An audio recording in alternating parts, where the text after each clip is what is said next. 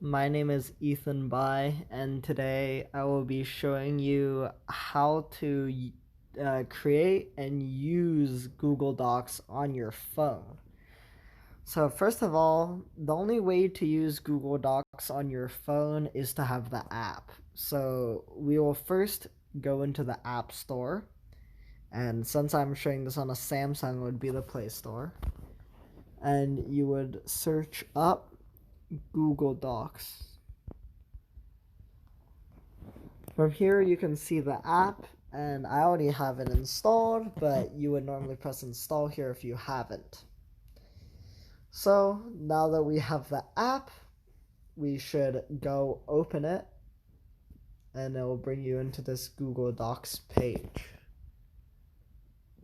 So from here, you will press this plus sign on the bottom right corner, and you can press this new document thing, which will be the pen.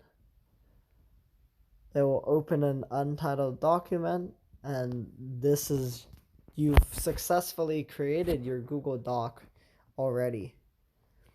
On phone, the controls are a little bit harder than computer, but you have much of the same thing. So if I press this B here, it stands for bold.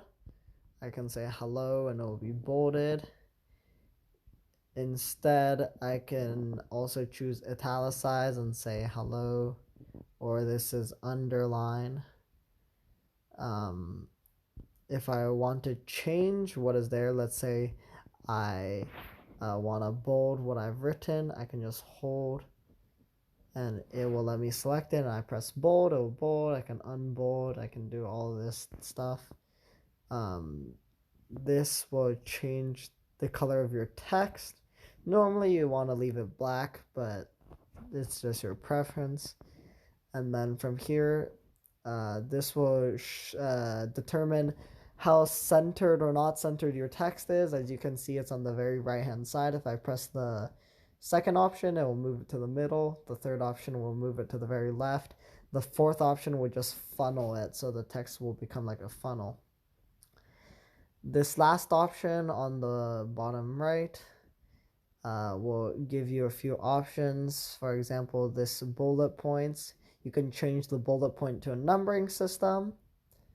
And then there are some special indentation things to move your letters on the right side, but that's not commonly used.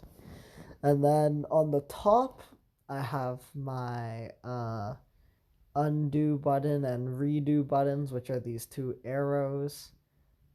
As you can see, it will bring back the text I've written or go forward to the present time.